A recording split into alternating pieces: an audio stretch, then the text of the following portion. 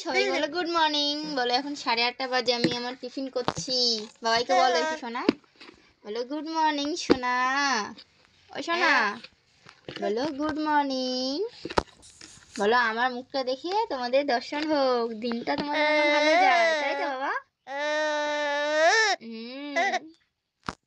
রান্না করছি। ছেলে অনেক সকালবেলা উঠে একটু ঘুমিয়েছে, আর আজকে বাবা আমার শ্বশুরমশাই ছেলের বাবা, তার মানে কোনো কাজ নেই, মানে বরের দুজনেরই কারো কাজ নেই, বাড়িতেই আছে। আর বাবা গেছে জল আনতে, আর আমি রান্না করছি, আর ছেলে ওদিকে শ্বশুরমশাইয়ের কাছে আছে।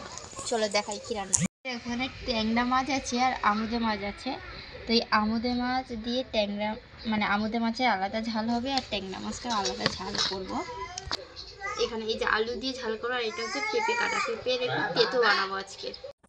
আর এখন ঠিক বাজে বেলা 12টা। এখন দেখো আমি বিছানাটা তোলার সময় পেলাম, কারণ ছেলে একবার সকালে উঠে গিয়ে তারপরে আবার 9টার দিকে যেহেতু ঘুমায়, আর আমরাও উঠতে আজকে লেট করেছি, যার জন্য সকালে বিছানাটা তোলাই হয়নি, মানে ঝাড়া হয়নি। তারপর দেখো আমি রান্নাবান্না করেই চলে এসে ঝটপট করে বিছানাটা ঝাড়তে।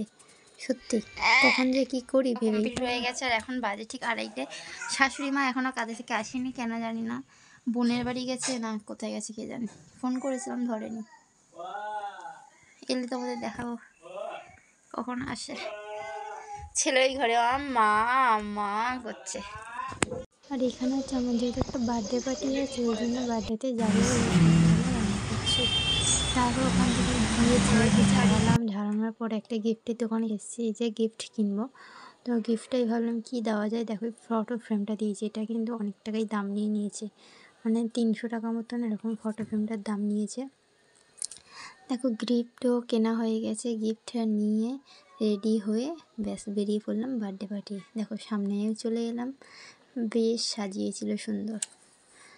আর তারপরে এই যে ওর বাবা, আমি এখানে বসেছিলাম দাঁড়িয়ে, আর এখানে দেখো এই যে মেয়েটাকে আশীর্বাদ করছিল, মানে যার জন্মদিন সে হচ্ছে মিডিলে বসে আছে, মাথায় ফুল দেওয়া, ওটা হচ্ছে মানে আমার বরের বন্ধুর মেয়ে হয়, তো তারই জন্মদিন। আর তারপরে দেখো তার মা এখানে আশীর্বাদ করছে, এই যে নীল শাড়িটা পরা ওটাই হচ্ছে ওর মা। আমারও মনে হচ্ছিল দেখে যে আমার ছেলের জন্মদিনটা কবে এরকম হবে, আর কবেই বা আমি আমার ছেলেকে এইভাবে আশীর্বাদ করব।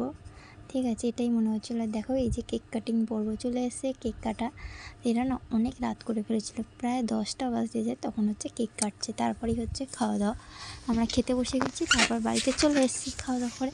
তো চলো সবাইকে বলি bye bye, tata, good night, সবাই ভালো থেকো, সুস্থ থেকো, দেখা হবে নেক্সট ভিডিওতে, বাই।